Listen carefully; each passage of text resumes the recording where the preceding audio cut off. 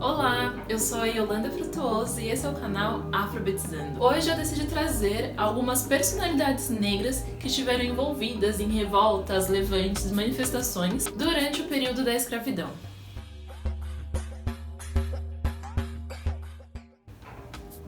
Bom, a primeira personalidade que eu trago é a Luísa Maim. Gente, essa mulher foi potente. Além de ser mãe do poeta e abolicionista Luiz Gama, teremos vídeo sobre ele. Ela esteve envolvida na articulação de várias revoltas de escravizados que aconteceram na Bahia no início do século XIX. Entre elas, a mais famosa foi a Revolta dos Malês. Infelizmente, as informações sobre ela são bem escassas, então a gente tem aí alguns registros do Luiz Gama e algumas coisas que os historiadores descobriram, tá? Então não se sabe ao certo se ela nasceu na Costa da Mina, na África, ou na Bahia. Eu acredito particularmente que tenha sido da Costa da Mina mesmo. É por conta do sobrenome dela, de como Luiz Gama a descreve. Luísa Maim conseguiu sua alforria em 1812. Ela teve o seu filho, Luiz Gama, em 1830.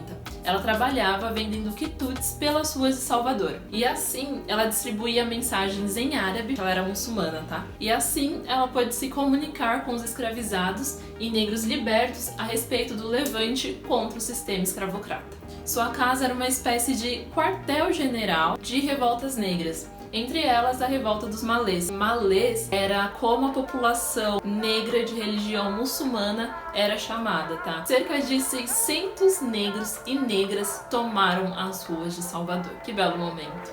E mesmo com todos os cuidados, eles foram denunciados e surpreendidos pelas forças policiais. Aquela velha história que a gente já conhece quando tem manifestação de preto e quando tem a polícia junto. Luísa Maim e outras lideranças conseguiram fugir. Mais tarde ela participa aí da Revolta da Sabinada. Logo ela foi descoberta e ela teve que fugir para o Rio de Janeiro. Lá ela foi encontrada, presa e exilada para Angola. E o seu filho, quando ela precisou fugir, Luiz Gama tinha 5 anos de idade. Então ela deixou o filho na guarda do pai, que era um português. Quando o menino completou 10 anos, ele teve a audácia de vender o garoto para quitar uma dívida de jogo. E Luiz Gama foi levado para Santos. Depois de adulto, então descobriram o paradeiro da sua mãe, mas ele não conseguiu encontrar nenhuma informação, tá? Francisco José do Nascimento, mais conhecido como Dragão do Mar ou Chico da Matilde.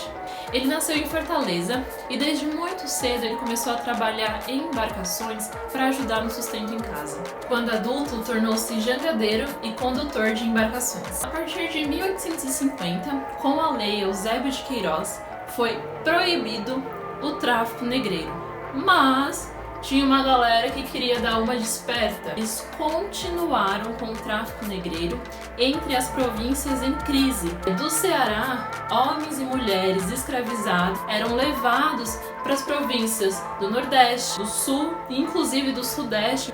Nesse contexto, começaram a surgir jornais, associações e movimentos engajados na luta abolicionista. Nessa época, o Francisco tinha acho que 11 anos, tá? Mas quando ele se tornou adulto, ele começou a fazer parte do movimento abolicionista do Ceará. Em 1881, era chefe dos jangadeiros. Naquela época, os navios eles não atracavam na terra, então eles precisavam de uma jangada para levar tantos objetos como os escravizados para o navio. Aí que o Chico da Matilde entra. Ele comandou a greve dos jangadeiros que paralisou o tráfico negreiro da região. Que belo momento! Por conta de sua bravura, recebeu o nome de Dragão do Mar. A paralisação repercutiu no país e, somada às ações de outros abolicionistas, levou o fim da escravidão no Ceará. Foi o primeiro estado brasileiro a abolir a escravidão, 4 anos antes do que o restante do país, graças ao Dragão do Mar. Maria Felipa Aranha. Provavelmente ela veio da Costa da Mina. Ela foi capturada ainda na sua juventude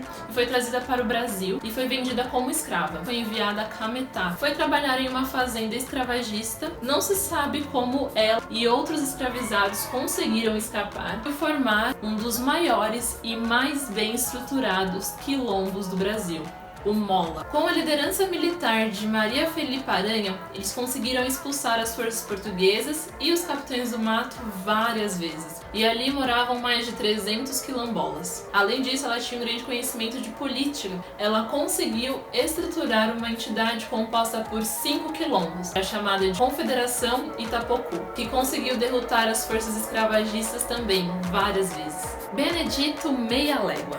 Seu nome mesmo era Benedito Caravelhas, ele nasceu no estado do Espírito Santo. Ele recebeu esse apelido de Meia Léguas porque ele era um cara viajado, muito conhecido pelas suas andanças no Nordeste. Ele sempre andava com uma imagem do santo São Benedito, ele tocava o terror nos fazendeiros escravagistas. Ele reunia grupos de negros, invadindo as senzalas, libertando outros escravizados, saqueando os fazendeiros. Que belo momento. Contavam que ele era um estrategista muito criativo. Ele criava grupos pequenos para evitar grandes capturas e atacavam fazendas diferentes simultaneamente. E mais, o líder de cada grupo se vestia exatamente igual ao Benedito Meia Légua.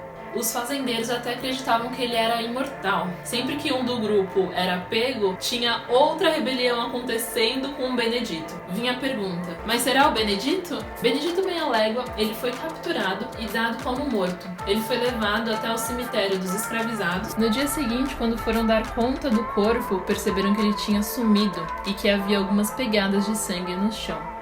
Com isso, surgiu a lenda de que ele era protegido pelo próprio São Benedito. Benedito Meia Légua viveu vários anos. Ele só foi morto durante a sua velhice.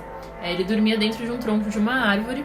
Ele foi denunciado e aí a galera que estava perseguindo ele tamparam o tronco e atearam fogo. Bom, gente, é isso. Eu espero que vocês tenham gostado do vídeo de hoje. Não esqueça de deixar o seu like, compartilhar com sua galera, que é muito importante a gente compartilhar informação. E até a próxima. Tchau!